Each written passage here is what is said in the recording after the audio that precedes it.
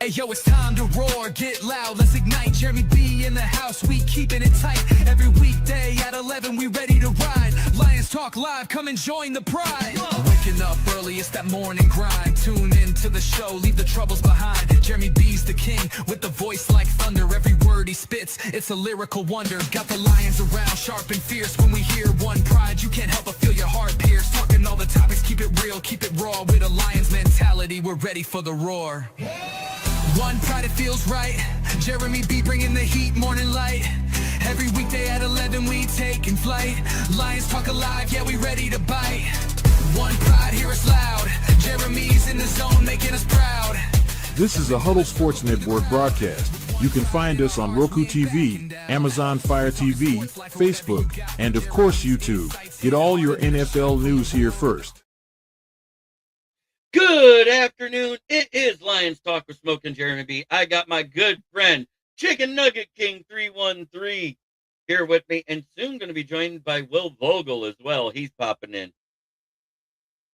Thank you for having me, man. One Pride, what's going on, man? It's yours truly, CNK313. If you really want to follow me, you know what to do, man. Find me on Instagram at Chicken Nugget King 313 and on X at CNK313 Sports. You know, right here, turning it up loud for you guys and representing our city pretty well and representing One Pride to the fullest. So, yeah, let the games begin, and we're going to talk some Lions. Yep. I'm going to glaze over it. Stafford, it was a snub to Drake May. I don't care what anybody says, because when you lose your division down a stretch at the end and the other guy maintains it, the other guy should have won it. Thuney, congratulations, Bears. He helped turn your season around. Good. Yeah, give me a minute, Will. Oh. That link shouldn't have changed. But anyways, Thuney won it. Congratulations to him. I think Bowles should have won it over him.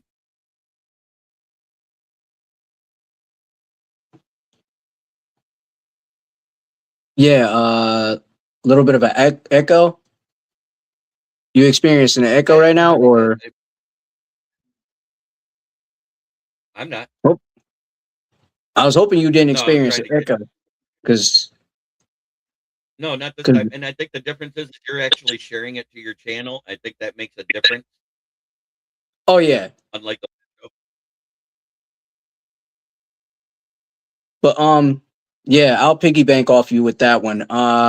Matthew Stafford, he got like what 366 voters with like 24. No, it was 24 to 23 on the voters. Oh yeah. That means he went way over Drake May. And Drake May did had a solid year. It was only one vote difference. It was only one vote difference. Oh yeah, so one vote. One. You know what it was? It was the one dumbass that voted for Justin Herbert. But you're right, though. You're right. What up, Will? I think honestly, I really don't get into all the votings and the spectacles of it, but I will say this, that Matthew Stafford does deserve MVP. And he played like an MVP, but like within those 6 first games, he didn't. But like the last few games of the season, he turned it up and played a lot better. Oh, you know what? Then he went 1-3. He went 1-3 down the last 4 weeks. Wait a minute. 1-3. The only team he beat was the Lions.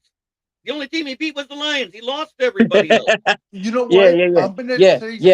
I'm flipping the script on y'all. That's what I'm doing. But no, when you go 1-3. It's horrible. It's horrible. That was horrible. He didn't deserve that, really, honestly. I'm definitely. Drake May went 4-0 the last 4 weeks to secure their division. Yeah, and he did good. So, like, to me, it's like. Let him finish. So, to me, it's like, even when you flip in the script, a lot of people gonna be like, "Oh man, why are you saying it?" No, I'm saying it just to say it. But in reality, there's no better person that deserves it than Drake May. Drake May had a hell of a year. Right. And it was a second season and didn't end. Sophomore slump. No sophomore slump. Matter of fact, it was a sophomore meteoric rise. Oh, definitely. Unlike So I'm gonna like point something out CJ. real. Oh, sorry. Go ahead. Go. Hurry Go up. ahead, Will. I'm gonna point two things out. I agree with Jeremy. Bowles should have won it for offense alignment. Bowles or Sewell? No, Just you know why? saying. I'm saying Sewell wouldn't have won it because we only had 9 wins. I don't True. think that any Lion got snubbed because we didn't do enough as a team to get our guys the accolades they deserve. If And we'd There have was been, no such thing. There was no we'd have such been, thing as a snub. And if number two, I agree with Chicken on what's it called? Drake May, Stafford, and Jeremy can echo this, and I heard Jeremy say this, and I agree wholeheartedly. The game that lost Stafford the MVP was against the Panthers. Yeah, you let the 100%. Panthers come back and play harder. No. The Panthers in the regular season when they Regular whooped season, their yeah. ass by double digits. Yeah, that game they manhandled them. 2 pick sixes or one? 1 pick six, 2 picks in the game, but one of them was a pick six, and you guys won it. I think by like over 8 points. I think it was 9 to be exact. We did, yeah. And was it? And if I'm not mistaken, wasn't it a comeback in a playoff game where they nearly almost lost to the Panthers? Right, they had to come back to beat them. Mm-hmm.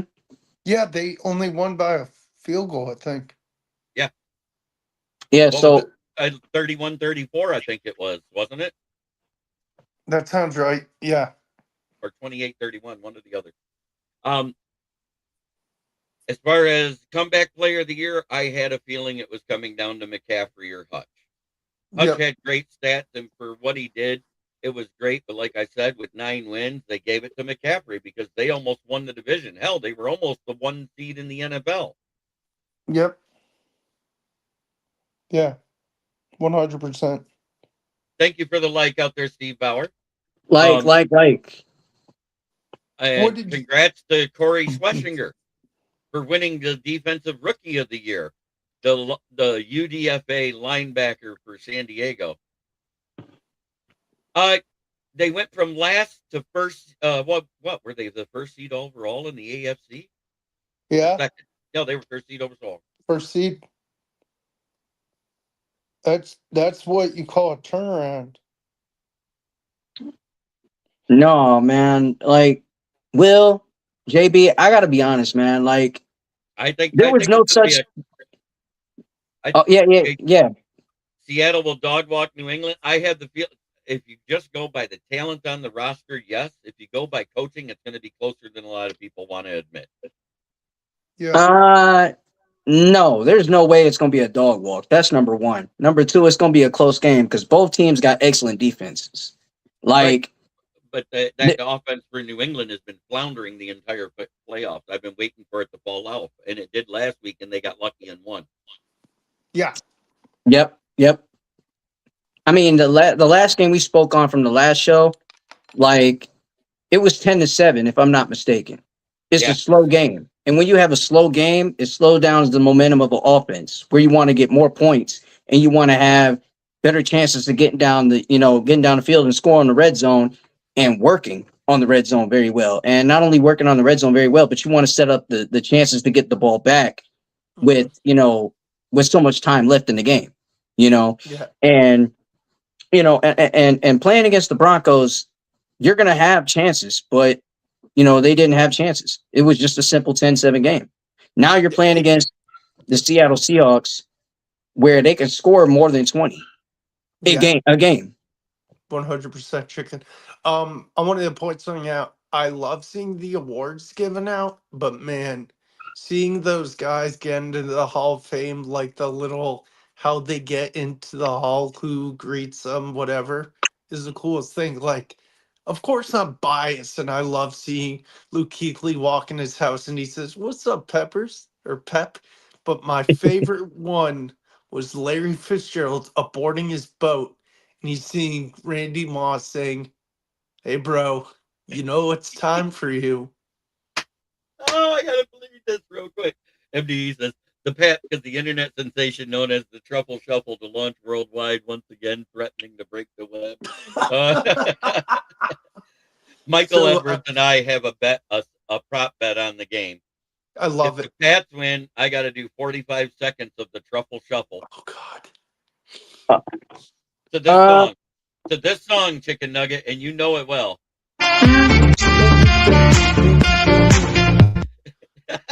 Jeremy, I know that song all too well too. very, And very well. so But I got to do the truffle shuffle to that if the Pats win. But if the Seahawks win, he has to join us on a show. Ooh. Hey, oh, so JB, am I the only one who loves seeing those videos of the guys getting inducted into the hall, like the guys greeting him? I yeah, love it. he he says that music causes him to see his therapist, and he says the 3750 will be worth it.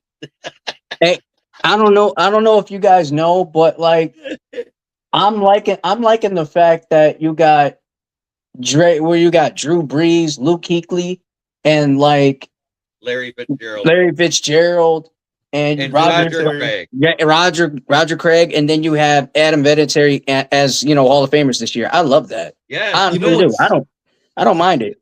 Wait, we so forgot. Will being a Panther fan, I got to say this. Congrats to Tedorora McMillan winning Offensive oh Rookie of the Year. And dude, Phil it was wants to know, how do you huge. feel about it? You know what? I personally thought it was gonna be Ibuka, but you know what? Teratoa is a freak. When we drafted him, I was excited because Well, Xavier Leggett is good, but I think Teratoa is the better receiver because he's taller and he's a bigger red zone threat. Hmm. um, Territora won it because Ibuka, like Baker Mayfield, fell apart through the last half of the season. Yeah. Hey, Yeah, they So did. he had 6 touchdowns by week 9, yeah. and he Um, ended with 6 touchdowns or 8 touchdowns, something like that for Ibuka. mhm. I don't know if you brought it up at the beginning of the show, Jeremy, but we just lost a Hall of Famer in the football world. Yeah, Oh yeah, the guy of the Redskins, Sonny Sonny Jurgens. Jurgensen. Yeah. Sonny Jurgensen. He played 7 years with the Eagles, and then Mhm. went over to the Washington. Yeah, no, those videos are awesome. I love the Hall. You know what's so funny, Chicken? You brought up Keekly. Hmm. I've met Keekly. I've talked to him before. The guy's cool. Should or will the Panthers bring back Rico Dowdle? I would love to bring back Rico Dowdle because he is a great runner. But the Hmm. problem is we did not utilize him during the end of the season and he got pissed off. And you know what? I don't blame him if he wants to leave because we should have used him, but we just overused Chuba Hubbard and we underused Rico Dowdle. We already covered that, and all three of us are in agreement on that. That Drake May, Yeah, with his coach and his offensive coordinator winning the of the year honors, yeah. Drake I May was the MVP because, like I said, Stafford floundered at the end of the season and cost them the division. They were 11-1 at one point. Didn't they end up 11 and whatever? Yes. Yes. yeah, they did. He fluttered for sure. Um yeah, I had nothing wrong with the awards besides Stafford and I, yeah. I I think the awards went right. And how about this? For the first time since Luke Kuechly, his senior year of college, got the Butkus Award, and by the third year in the NFL, won the Butkus Award as a pro linebacker. You know who's the only other linebacker to do that? Yep. Jack Jack fucking Campbell. Campbell. Jack Campbell. And you know who his pro cop was? Luke Kuechly. Yes, Yep. And they play a similar. I think they play a similar game. I They think have that same similar mindset. Jack Campbell's a little better on the sideline to sideline than Kuechly was because he is a little quicker. But other than that, Yes. they mirror each other. Hmm. Yeah. I've met Kuechly numerous times. I'm So thankful. He's a stud of a beast of a linebacker. And one thing, if you know, like you're gonna learn a lot from Luke because Luke knows the tricks of the trade of playing the Oh, linebacker position. He does so there's well. there was only And one unanimous vote out of all the awards, and that was Myles Garrett. yeah. oh yeah, because he had the 23 sack record, right? Right. Yeah. But at Yeah. the same time, that 23 sack record, along with Michael Strahan, because it was with more games since they've been tracking the stat, they both deserve an asterisk because the guy that had the 21.5 did it when there was 14 games. I'm trying to think who that was. I can't even remember who it was. It was that long ago. I know. But the fact that he did it and if it had been a stat back when our guy Bubba Smith or Bubba Baker, who was our defensive end back there in 78 that was a rookie. Mm-hmm. Was it Bubba Baker or was it Bubba? No, not yeah, Bubba Smith, right? Yeah, it was Bubba Smith. He had 18.5 sacks if you could count it. Yeah, it was. It was Bubba Smith. Had to be Bubba Smith. If you're going way back in '78, Al Baker. Al Baker, yeah, it was Al Baker. Bubba Baker. Al Baker was Bubba way Baker. back in '78. You know what's so funny is I've heard people talk about Kuechly getting in the Hall and saying, "Oh, he played too short," and I said, "Yeah, he did, but I watched the game where he was forced to retire. If he could have played more longer, he probably would have been brain dead." Yep, Bubba Baker. Yeah. I was right the first time. Okay. I think Luke Kuechly retired at the right time. You know, because Absolutely, he injuries can take a toll on you. It can. And you know what? Anytime you get to that point where you have to decide between applesauce and a sandwich for lunch, it's time to quit. Yeah. Mhm. Talking to you to turn the ball over. Jeremy, it's Tua turn the ball over. That's what I said. Oh, Hey, Tua Tagovailoa, he needs to understand that it's over. All right, it's over. like his last name. Over. I ain't gonna lie. I love the fact he did as well as he's done in the games he's done because I got one of these bad boys. That is cool. That's That Tua's is signature on there. That is cool. Yeah, I'm see the problem is JB is when we talking about the honors, bro. I feel like these guys deserve their awards for sure, but like when it comes to the votes, I feel like it's like, man, like smoking. I don't know. Do these guys vote for their peers or the fans vote? I mean, what are we doing? Like, I want to know. Like, what are we voting as fans or the pros voting for other players? You see the name, you know who that is. Yes. That's Smoking Dad. You know what it's think time it for is. again. Oh yeah. Like, because like, shout out to Smoking Jeremy B's dad, but but like I said, I want to know, man, because I know they do like the top 100 and whatnot on who's great, you know, in the offseason and whatnot, and talking about different other players. But like, are the players voting or are the fans voting? Because we need to know that. I need to know that. You know what I'm saying? So that way I can give a better understanding of the voting, because it's like, how many of these votes are going by? Like, it's how do we do this? Like, what are we No idea. like? What are we doing? You know what I mean? Like, that's the crazy part. But I'm not sitting here saying that nobody deserves it. Everybody deserves their titles. Everybody deserves their awards. Oof. But how are we voting? You know what I mean? Yeah, I know. And the voting's stupid on Hall of Fame, all these award ceremonies. It's all voted badly because it's not just players and coaches. It's the media. When you allow writers who are biased upon the teams they write for, they're going to vote for, like, who in their right mind would have gave Justin Herbert an MVP vote other than a LA Charger beat writer? I know, right? I would say a Muppeteer would vote for him. A Muppeteer from the Muppet Show would. All right, that's come on. Justin Herbert? No. So I got a trivia question for you guys.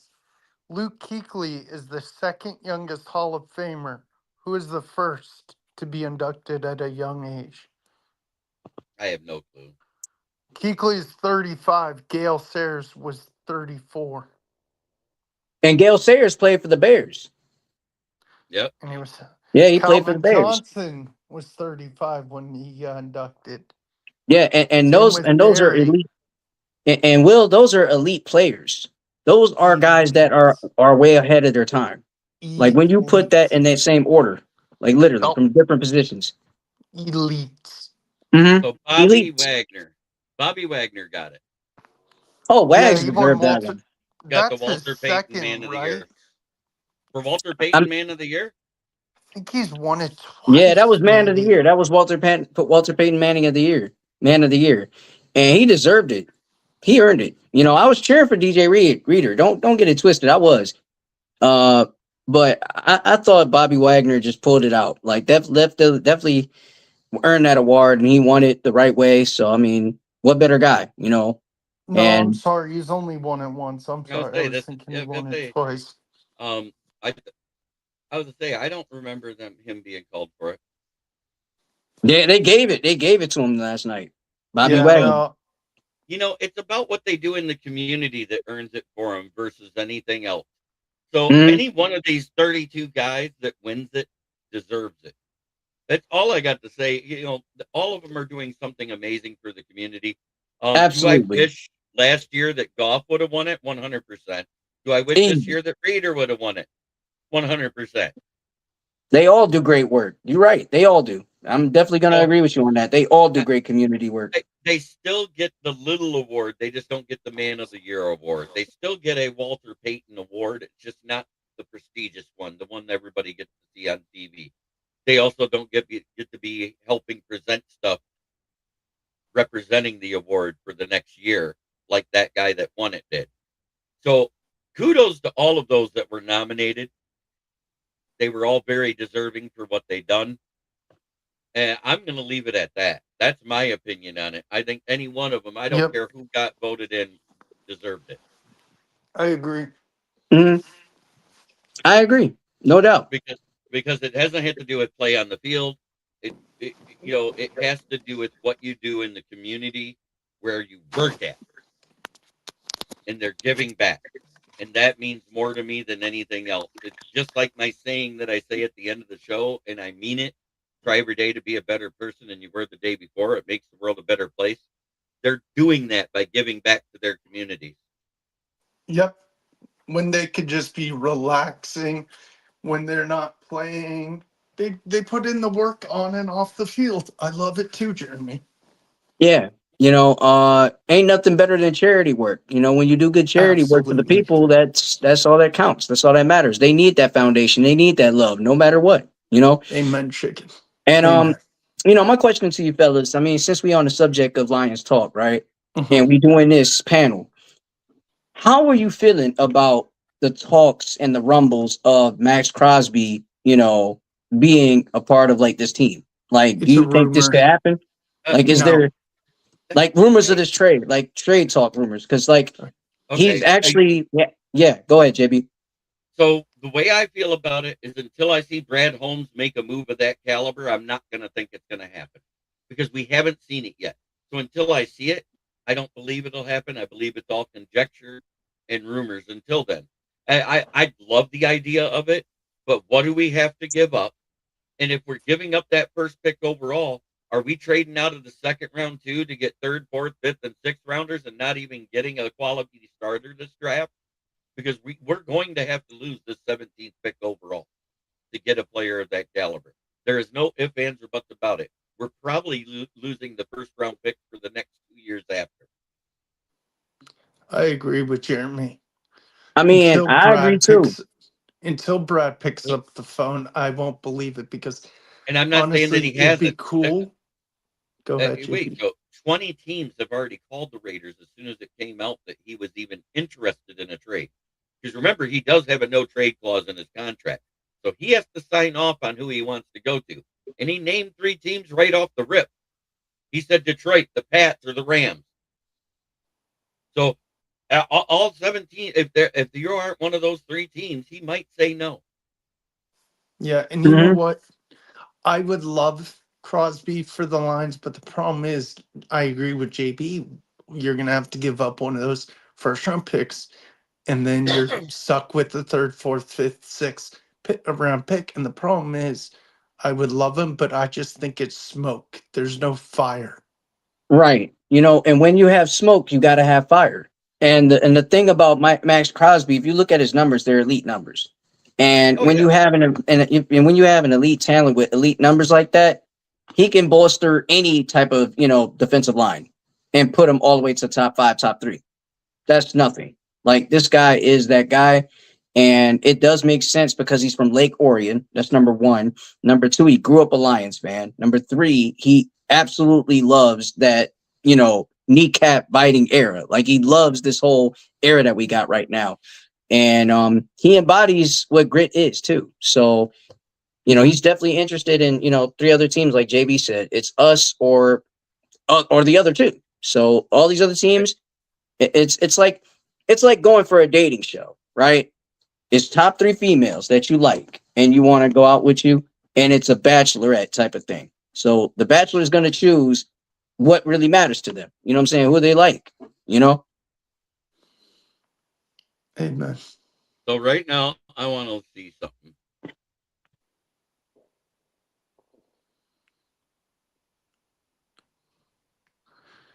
Max Crosby, with missing only the last 2 games of the season. Wait, he had 10 sacks. You know what's wrong with that? What's wrong with that? Aiden Hutchinson was number 4. Aiden Hutchinson was number 4 with 14.5. Al-Qadim Muhammad was 11. And had more than Max. And had more than Max Crosby. With less snaps, because with the exact same amount of games, 15. Because he didn't start until after week 2, remember? Mm-hmm. Yep. Yeah. And then not only that, Al-Qadim Muhammad and Hutch had a combination of like 9 sacks this year, if I'm correct, right? Because Hi, Megan. What's up, Meg? But yeah, I think they had combined with 9 sacks this year because they both teared it up out there on the field. Hutch definitely was a comeback player in our eyes, player of the year for sure. He was the comeback player of the team. That's why he was up there. There is no ifs, ands, or buts about it, because without him, we're not winning 9 games. Absolutely not. We couldn't have pulled off what we did last season if Hutch was out. Mm-hmm. I'm not comparing. Whoa. You're missing the point here. What I'm saying is we already had somebody who disappeared for 5 games in the middle of the season at the same time Hutch and our interior defensive line quit. And you can say what you want. They stopped using Talik Williams as much once Aleem came back. DJ Reader was a bump on the log. He wasn't even making run stops anymore.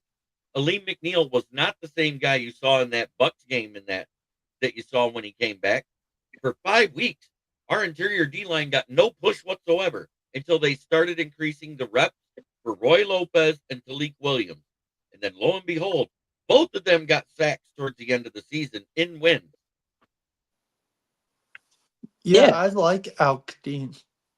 I mean, we started to switch things up defensively, and I did see a comment where, like, how would I like to feel about Al-Qadim, about Aiden and Max playing on the other end of each other. I like it, but we're not. I don't think we're going to give up a 17th pick just to get the guy. Like JB said, I don't think we're going to do it. I mean, it's a pipe dream.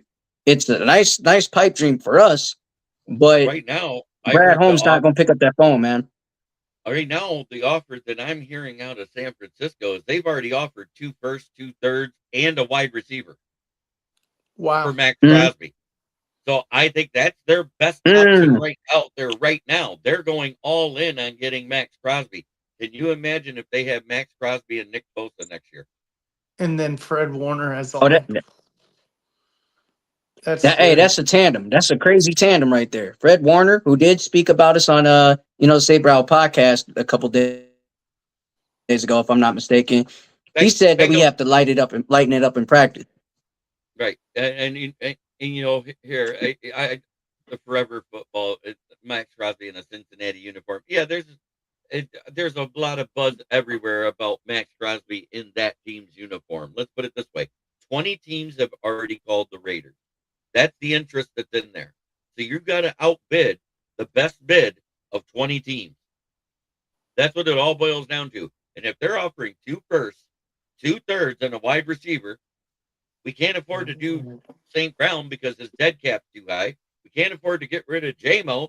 That dead cap's too high. And we don't have the cap room for Max on the roster. So that means you're not signing Sam Laporta. You're not signing Branch. You're not re-signing Gibbs.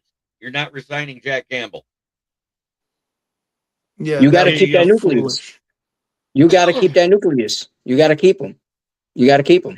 This whole kneecaps grit thing don't happen without them. Obviously, they're a part of that. They're definitely a part of the culture. You don't let those guys go. And even I even told this to my mom the other night. I said, "Look, man, you let that happen. That means BB's gonna walk. You don't want BB to walk. You No. don't want BB, Laporta to go. Laporta, and Campbell all will be walking. Well, all we'll be able to do is do the fifth-year options on Gibbs and Campbell, and we won't be able to afford to get them then because Max is already a $40 million a year DN. Mm-hmm. And that definitely flushes our salary cap down the drain. So I mean, no, I And like the guy. Don't get me twisted, but right now, because last year's contracts for Levi O and Josh Pascal didn't count. So they get moved to this year. That's why we're sitting at $8 million over the cap.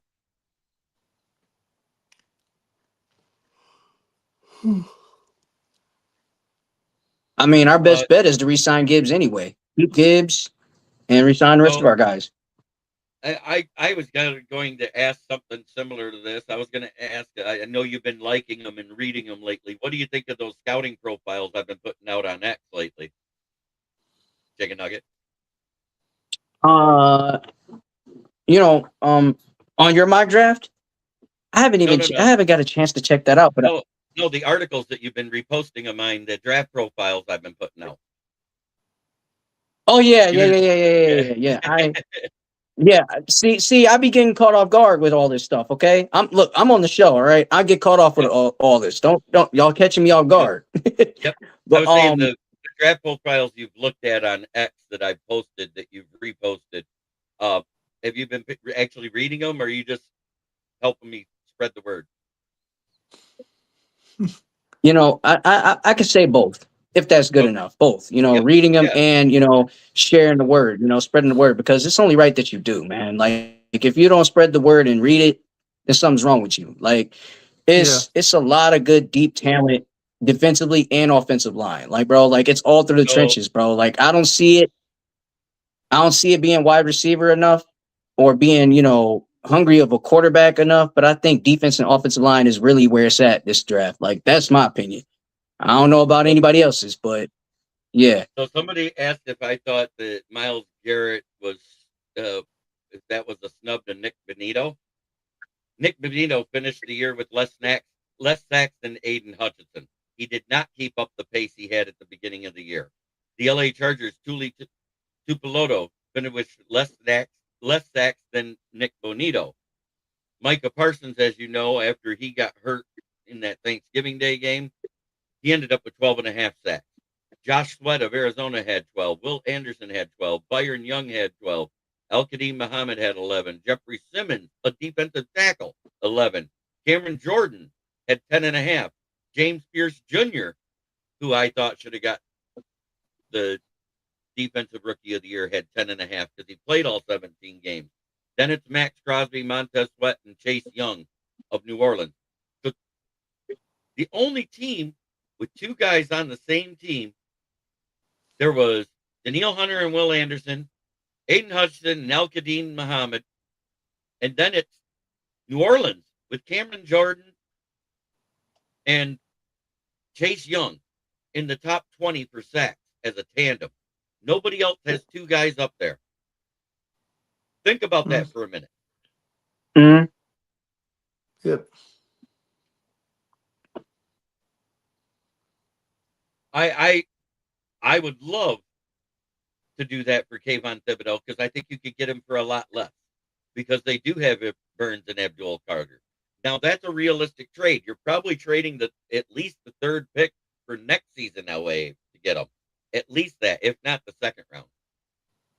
Mm-hmm. I mean, Thibodeau definitely was interested in playing here, if I'm not mistaken. He was definitely interested in being a part of the Lions, and we didn't go get him. Did you not watch his interview during this whole week at the Pro Bowl? He was at the Pro Bowl to watch Gibbs and the team, and he actually said, "I love being a part of the Lions. I love being here with Gibbs. He's a hell of a player." He was talking about Sonic and He was talking about Sonic and Knuckles doing it again this year. So I don't see where everybody thinks he says he wants to leave. He just publicly said it on TV the other day. No, Demo's not leaving. I've seen clips of it too, where he talks about, us being, great at the run game. They could be very, very, very, very, very prolific with Petzing, and I think Petzing's definitely gonna, cook up something. Mike Kafka's gonna cook up something. Gibbs and Montgomery's definitely gonna be on a roll this year. Let's not act like this running back duo is not gonna go crazy. They're definitely gonna go crazy and bring it back the way they got to bring it back. And I don't think he's leaving. He's still under contract. So there's no way Knuckles walk out the door. You got to keep him around.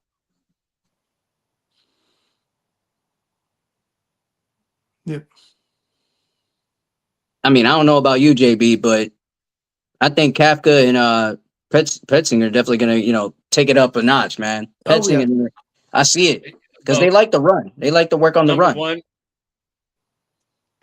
Number one, the hiring of Drew Petzing was a preventative and diabolical move by this front office. Yes. And I'll tell you why. That's true.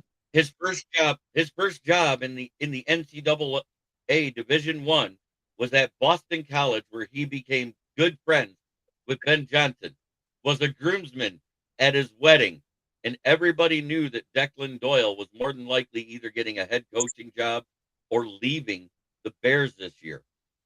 And he did leave the Bears. So by us hiring him before their offensive coordinator left the Bears, made it so Drew Petzing now, as far as on the football gridiron, is his mortal enemy across the field.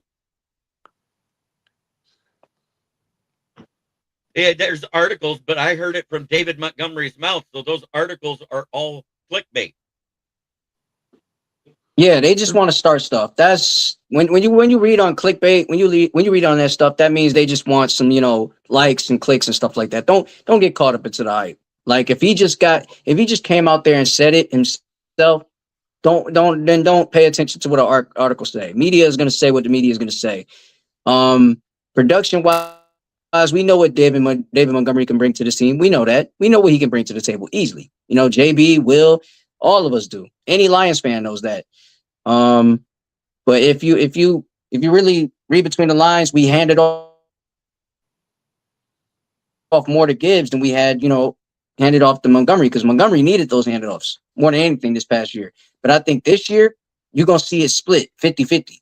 They're gonna work it out where they're gonna get the ball to each of its own. Where but Ben Johnson is going to have go ahead, JB. I'm reading this comment. Ben Johnson is going to have a boxing ring after games now for Matt LaFleur and Petzing. I mean, weren't they best friends? Yeah, like I said, he was a groomsman in Ben Johnson's wedding. I mean, to snatch up the best friend, it's crazy work. That's diabolical, right? That's like the okay, let me call it for what it is. That's the ultimate mind fuck. He just made your best friend your mortal enemy. Now, I do want to say, hey, what's up, Petzing, if you actually look at what the Arizona Cardinals had at running back last year, they had James Conner for 4 weeks, then Trey Benson for 1, and then he got injured for the season. And then it was a plethora of backups until they finally settled on Michael Carter with 3 weeks to go, and they still average 5 yards per carry for the season. So 5 yards per carry last year, 5.4 the year before when Conner was healthy for 14 of them. And then the year before that, when Conner was healthy the entire season, it was 5.7 yards per carry.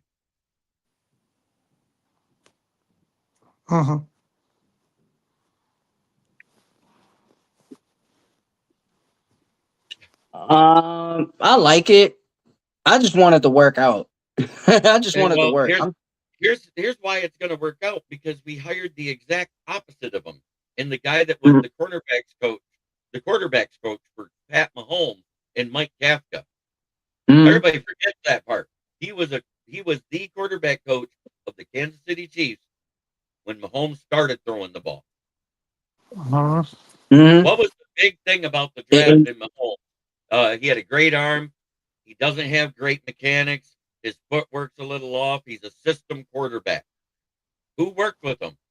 Mike Kafka.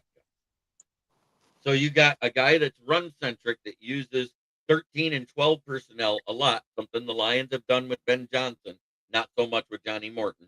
Pre-snap motion, play action, and RPOs at a very high rate. All stuff we did with Ben Johnson. Everybody says, why are we running RPOs with Goff? He's not athletic. When you're doing it as a run-pass option, everybody forget it's a pass option. Yeah, you can't leave out the pass option when you got a rush option too.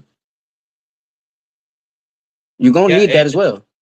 Trey McBride said the guy that's going to benefit the most from Petzing being here is the run game and Sam Laporta once he's back. Because Trey McBride. Oh yeah, Sam Laporta is. Trey McBride said Petzing was one of the main reasons why he broke out, because his rookie year he didn't have anybody that was helping him like when Petzing got there. Right. See, that's the thing. When you got Sam Laporta back, you're unstoppable, literally. Like now that he gonna come back, and I heard he's gonna be coming back for training camp, so he gonna be ready. He gonna be ready to go. He can't wait. I know he can't wait. Yeah, I think you were on that show when we got the report, and I posted it here about he was going to be back for training camp. It was almost like 2 or 3 weeks before the end of the season. And training camp ain't too far away, because like right after the Super Bowl, you got to start it all over again. OTAs, training camp, mini camp, and then you got like the scouting combine. I heard a lot of good players did well. Like there were some good players that we looking at from the Senior Bowl, and not only from that, but you know the East Shrine Bowl where yep, we looking at some good players. We're looking at some talent that's youthful and even in the veteran aspect at free agency, because it's right around the corner. I want to put some of the things to perspective. I understand that Jake Slaughter probably was the offensive lineman of the Senior Bowl, and Max Ahinekor did a great job. But you also have to look at who didn't play in it. Mm-hmm. All those guys that are ranked above them did not go to any of those games. The All-American Bowl, they didn't go to the Senior Bowl, and they didn't go to the East-West Shrine game. They all sat out. Why? Mm-hmm. Because all they got to do is show up to the combine and a pro day. Those guys are set. They are all first and second rounders. The guys that showed up at these things, for the most part, most of them are not first-round talent. The ones that played in these games. Probably fourth rounder. They probably fourth round, fifth round type Mostly guys, right? Third, fourth, maybe even third. Guys. In other words, the rank and file of the NFL. That's where those guys are picked from. Is the third, fourth, fifth round. We've talked about this 100 times. Your day one starters come out of the first and second round. Your third through fifth is your rank and file. The guys that normally stay the 3 to 7 years as starters once they make it there. And look, I love us getting some diamonds in the rough, man. I've like, been saying, JB, I'm telling you. I want to address this right now. Kirby, we don't know what the status is. He just had surgery. I want to hear from his doctor, not some internet doctor that's not even an orthopedic surgeon, like Dr. Chow. I'm waiting. I was just about to say that. I was just about to say Dr. Chow. Branch, we already know he's going to be out till at least the end of October because it's 10 to 12 months on an Achilles tear surgery. We know this. Every year it's the same thing. The guys that are elite at healing come back in 10 months, but on an average it ends up being 11 months. So he got hurt in December. That means don't expect him back to November in my eyes. If you just go by the average. We don't know if he's going to heal at an elite level or if he's just going to heal as an average human being at his age. That's the difference. They're all elite athletes. Yeah. That doesn't mean you heal at an elite level. So, yes, safety is a high priority. And as far as I'm concerned, we got to sign Maddox and Harper back for now because both of them played well in the stead while Kirby and Branch was out, and they know the system. And you can get them for dog cheap. Give them another prove it year, because those guys were practice Hmm. squad players to be called up. Bring those guys back Absolutely. and draft at least one. And if I could trade, and I'm gonna say right now, if I could trade out of the first, let's say all 4 of those tackles that are actual tackles get picked in the first round ahead of 17, trade out of the first. Trade back. Get a second, get a third, get a fourth. I don't care. Get future Hmm. pick. Get it. Double up in the second round. Get an Yeah. extra. Get an actual third round, because once you get out of that first, you can start actually doing draft. I'm going Max Ahinacor, the guy that was at And Senior Bowl and, in and that JB second round. and and JB, to have your back on this one, you will never go wrong with doubling up with the trading. You can never go wrong with doubling up in the draft, especially if the guy that you want is not there at 17. Literally, you could literally do that. Because I don't want to reach It's for somebody that's an early second round grade, and I don't want to reach for somebody that's supposed to be there at the very back end of the draft. So because because you don't know, because the first round's a bigger crapshoot than the rest of the draft 9 times out of 10. In the Mhm. first round alone, 68% of your first round picks fail. So and yeah, look, if the thing. if Mawagawa, Lomu, and Proctor is gone before 17, I'm trading back. Easy. That's the easiest answer. Trade back, because you got so many good players in this draft that you can work with and select with. Literally, I'll give you one of them that I like. Kamari Ramsey out of Oh, USC. yep. That player, I like him. I like his style of play. I like his style of play, but I like somebody a little bit better that's ranked behind him. And if we get that third round pick, that's who I want to take with it. It's Jalen Kilgore out of South Carolina. Mhm. Oh yeah, Yep. Kilgore's nice. He had a phenomenal year this past year, right? Like definitely he Yeah, had a like. What are we saying? Like this guy. you know what it is? He plays center field with ball hawking skills like Joseph, but he hits like Branch. He's the combination of both players together. You get somebody like that in the third round, then in the second year of Kirby's contract, if he's still having knee issues and everything else, if it is a chronic issue, which it has not been reported it is, it's been speculated it is. So until it's Oh, reported it is, I don't believe it is. right. But I would Look, take Kilgore I and think then be able to use them as a trade piece 2 years down the road, is what I'm saying for Kirby. You know, if you draft Kilgore, Kirby uh-huh. becomes a trade piece 2 years from now, is what I'm getting at. Oh, definitely. I understand you wholeheartedly.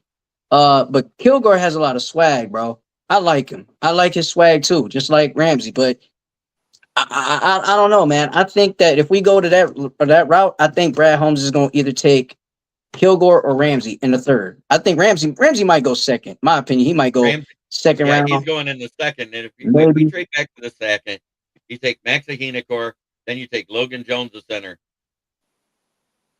Mm. and you Oh yeah, got your O absolutely. line set in the second round. I don't think you can go wrong, and you can double down in the fourth round and go ahead and get Mm. Trey Zoom, the guy that is the Swiss Army knife of the Mm. offensive line for Texas A&M. He played every position within 4 years at Texas A&M. Left tackle, left guard, right guard, and center. He played center this year. The guy played all That's 4 like positions. that's like playing 1 through 5 in the basketball game. Like literally, Right, you're playing every position. exactly. So that way, if you got a guard that fails, you got a backup to come in at any position. Hmm. The guy Like that I like that used to be a safety that moved to linebacker, I posted it, the article. I don't know if you read it, but it's Kendall Daniels out of Oklahoma. The guy comes to college at 6'1" and weighed about 210 to 220 pounds. And he starts growing. He has that late growth spurt, right? You know, some people don't grow till after they're 18. In his fourth year, he grew to the size of 6'5" and 242 pounds. So they moved him to a special position in the Oklahoma defense. They made him a linebacker, but called him the Cheetah, which meant they were also mhm. going to use him as a Viper safety in the box. That guy right there, he's supposed to be running a sub 4.540 at 6'5" and 242 with ball hawking skills. I can answer this one. I can definitely answer this one. Do you think Fernando Mendoza can be a great quarterback in the NFL? It all depends, bro. Like honestly, it all depends. Because the only way he can be a great successor in the NFL level is if he could just learn and listen from Tom Brady. Because he's a big fan of Tom Brady, by the way. JB knows this and I know it. That with Tom Brady's toolage and the game that he can give, he'll be crazy. Just give him an offensive line and some wide receivers, he'll go crazy. That's all you need. So and a run game. The reason why I'm wearing these hats on here is they are available for sale. It takes about a 2-week turnaround. They are $20 a piece. Anybody that wants them with a Smoking Jeremy B. Lions hat. Oh, and by the way, can I promote this, yo? Like, sure. Go out there and make sure that you get our stuff at LionsNationUnite.com now. Oh yeah. Like literally, it's all dope gear, Lions gear related, like t-shirts, hats, sweaters, you name it. It's all Lions related for you. So go out there, go get that at LionsNationUnite.com and subscribe to our channel. We talk nothing but Lions. But yeah, JB, you already know what it is with me, man. I think that down the line, bro, I don't know how Holmes is going to do this. I don't know. I think he could flip the script on us and say, look, we're just going to go defense or go offense. Because the guys that you mentioned can play in this league. They are pros. Right. Like bar none. Every single guy I write about, whether they're projecting as day 3 or they're projecting in the middle rounds, you know what? They all say the same thing. Projected as eventual starter or at least valid backup. Every single one of them. Mm-hmm. I haven't seen, and I've been doing names that I'm pulling out of a hat. I'm like, oh, look at this guy. He has the same size as Tariq Sapp and Anthony Lucas. He's 6'3" and 273 pounds. Let's look him up. Jamon Tamp of Texas A&M. Projects as a possible starter or quality backup. Type in Tariq Sapp. What does he project? Same thing. They say the exact same thing about him. Yeah, hands down. They all do. Like it's crazy because like when you think of it, the men that you mentioned can actually play out there in the third or rather in the fourth. You know, even in the first they could, especially if they're subbed in and subbed out. You know, these guys are good in the rotational work. You know, it's a 53-man game where anybody can step up at any kind of time, whether if it's rookie or vet. Like these guys can like literally work. So, JB, you can bring up a guy easy right now that's a Swiss Army knife and can be thrown out there and just give you elite work, literally, like right now. Like you could literally say it right now and be like, look, we gotta go out and get a running back that could be, you know, subbed in for Gibbs or Montgomery. And he'll just go ahead and say it's light work. Anybody, you know what I'm saying? Anybody from our defense to offense, whether if it's rookies, they can work with these starters and learn the system quickly. You know, because it's a good system, you know, and the guys that's in that locker room can teach them that easily, you know, like, I mean, JB, you got to have my back on this one, man. We can't let nobody sit there and say that none of the rookies that's out there in this draft would not fit with this scheme because they could. From first round to seventh round, they could. Yeah, there's all sorts of players that could fit in this scheme, even if it's in a rotational fashion. That's what I was getting at. That's what I was trying to say. But he's right. There's 10 minutes left. We don't have time for a mock draft today. And I'm sorry about that. Normally, I do a mock draft every show. This is the first time I haven't done one. So guess what? I preloaded one I did this morning. Hey, look. I was caught off guard. Okay. So, look, I'm ready. I know. I preloaded a mock draft that I did this morning. I traded out of the first round. That's why I said it. And this is what I ended up with. Logan Jones at 34, Isaiah World at 63, Danny Dennis Sutton at 65, Jalen Kilgore at 94, 5, Traden Stoops, Dante Corleone. Do you know what his nickname is there at Cincinnati? Oh, I mean, intrigue me. What it is? The Godfather, because of the Corleone name. Oh, hey, yeah, that's a Cole reference. That is a Cole reference. Like I know a lot of people. I know a lot of people like that reference, but then there was like some hot talks about like Malcolm Rodriguez or whatever. One of those guys, Like not Yep. Malcolm Rodriguez, but Jacob Rodriguez, if I'm not mistaken, because Jacob Rodriguez came from Texas Tech. Texas Tech. Yep. He's Yep, good and he too. can ball. But Kendall Daniels of Oklahoma, Riley Nowakowski, the tight end fullback from Indiana, Chip Trianum, the I call him the wrecking back out of Toledo, and Jack Strand, the quarterback out of MSU Moorhead. That was my pick that I did.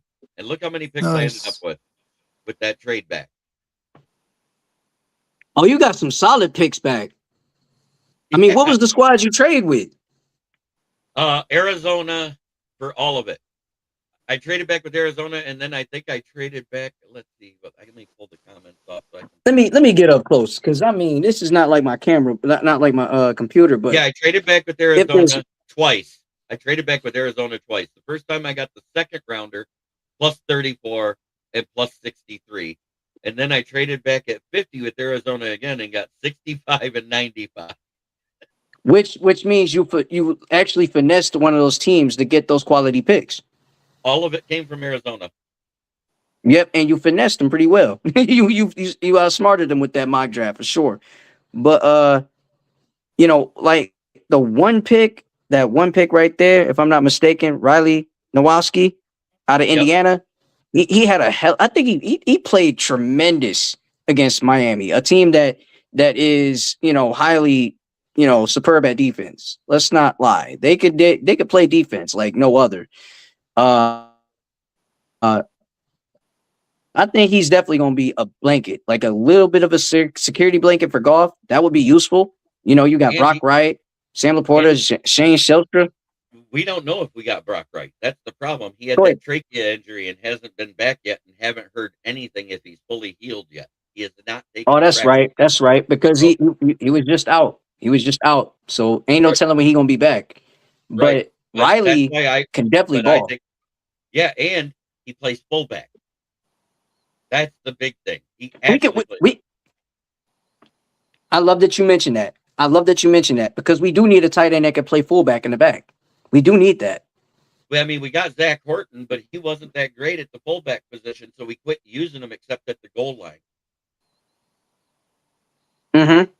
Because yes, we can. He was not bad. It's just that he was not bad, but he just wasn't the kind of guy that we need to flex that for sure. Right. So now we can go and get Riley and flex that. Right, because Riley actually is a fullback that can punch the ball in. We saw it versus that stout Miami defense. He punched the ball in on a physical defense to do the go-ahead score. So that's why I took him. And then Jack Stroud, Jack Strand, that quarterback, the one I wrote about, out of MSU Moorhead, 6'5" and 240 pounds. A quarterback. And let me ask you this. Can Riley block? Because if he can block, he's definitely a Dan Campbell guy. Right. Dan Campbell loves guys that can block. He's the one that sealed off on the Keon Black touchdown. Oh yeah, I see you. I see you, Riley. I see you. So you can definitely fit. Come on in. And he blocks and passing downs too out of the fullback position. Because we that's what we like. Block, you get the rock. If you don't block, you won't get no rock. Can you imagine if we need that? If we could run, I know people say it's stupid, but that old full house, the old full house formation, where you have the fullback and then you got two halfbacks back there, because the fullback, he hardly ever gets the ball unless it's a dive. It's a triple option for the quarterback. And if I'm not mistaken, the Green Bay Packers ran that too. They ran things off the full house package. That full house package works in offense. It works well.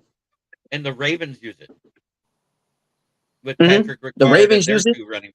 Yep. Mm-hmm. So let's get a real quick. Who you got winning the Super Bowl, Chicken Nugget? Ooh, I'm going with the Seahawks. I think Seahawks is taking it home. Seahawks. Well, Seahawks. I think it's Seahawks by 10. I don't think it's going to be close because that offense of the Patriots is floundering.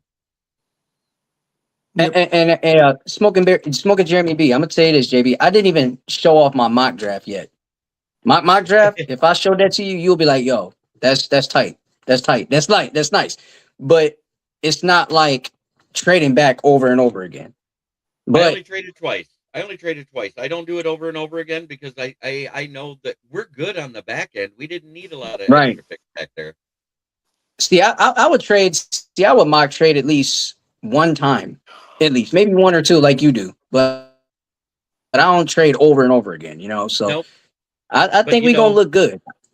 but to get their early second and their late second in the same trade, plus a second for the next year. Yep. You know, that was huge. Oh You know, yeah. I don't know if you noticed Mhm. that, but this was the exact Oh, I trade. noticed it. I noticed it And then because when I traded back in the second round and got another the first pick of the third round and a later third round pick and their fourth round next year. That was what gave me said, yep, I'm making both these trades. I couldn't turn them down. Yep. I wouldn't trade. I wouldn't turn them down either. You want to know why? Because that's a team you can finesse. You Right. can easily That finesse them for the players you want. that right there isn't the flashy players. You know what that is? That is a whole bunch of the rank and file, what the NFL is made of. 75% of the NFL is not first round pick. Yep. Right. Right. And the crazy part is they don't even need to have speed or the strength to outpower you. They can actually work at what they're best at. Is throw out their best game. Throw out their best You, game, give their best effort. That's what they can do. the Hands only down. other guy at edge that I like in that second, third round area, other than Danny Dennis Sutton, is that Gabe Jacobs out of Illinois. Mhm. Mm-hmm. Because scouts are saying he has the most violent hands in the draft for a defensive end. More violent than any of those defensive tackles that everybody's raving about. See, I don't get this. I don't get this why a lot of people are so locked in of Cassius Howell or Akeem Mesidor. I mean, they're great players and all, but there's so many deep talent at edge that the Lions can select. Like literally, it is. You got like the Like guy I named, Danny Dennis Sutton. Last year, everybody says, "Oh, he only got sacks because he was opposite Abdul Carter." This year, he had no one, and he got 8.5 sacks. which is Yep. impressive. So I Yeah, mean, Penn State. what are we But Penn taking away State from that? did not. Penn State did not have a good team this year. Mhm. We know that. Yep. But it's basically time to wrap up. Chicken Nugget, thank you for coming on and sharing it into your channel. I'm so happy. If you're watching from Chicken Nugget Sub channel, make sure you hit that like button. Hit the subscribe if you're not subscribed. Ring Make the sure you bell do. for notifications. Mhm. Will Vogel, thank you for Yeah, joining, tune brother. in, man. Make sure you like, share. What were you saying, JP?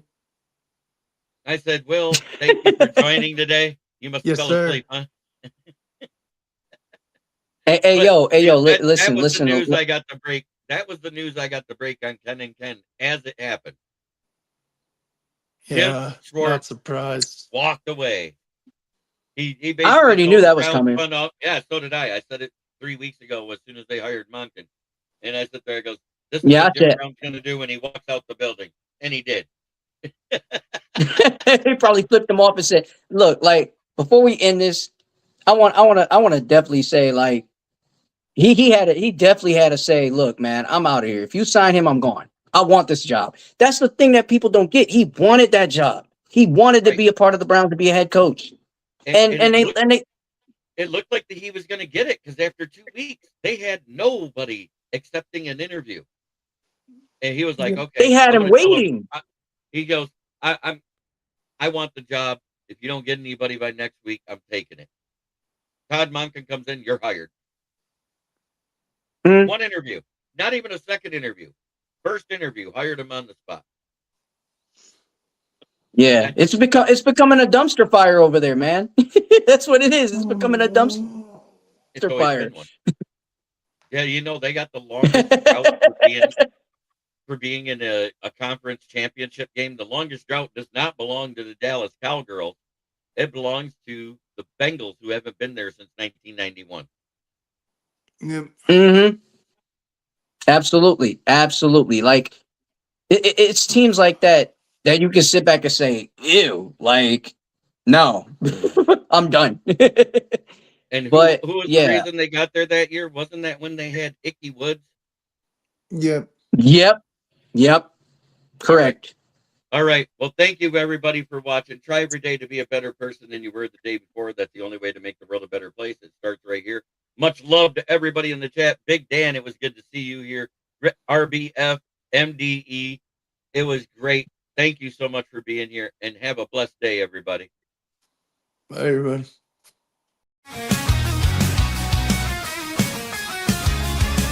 Turn it up, it's that time again. Jeremy B. Lyons, he's your best friend. Every weekday, Evan, you know the vibe. He's shouting one ride with that rocket drive. Rolling up the scene, light up that fire. Jeremy's in the booth, taking us higher. With a grin and a laugh, he's got the crowd in a blaze. Smoking out the haters in a rock star haze. The stories that inspire and riffs that will ignite. When one pride echoes, everything feels right. Jeremy B. Lyons, every day at 11. Yelling one B ride like we're in rock heaven. This is a Huddle Sports Network broadcast. You can find us on Roku TV, Amazon Fire TV, Facebook, and of course YouTube. Get all your NFL news here first.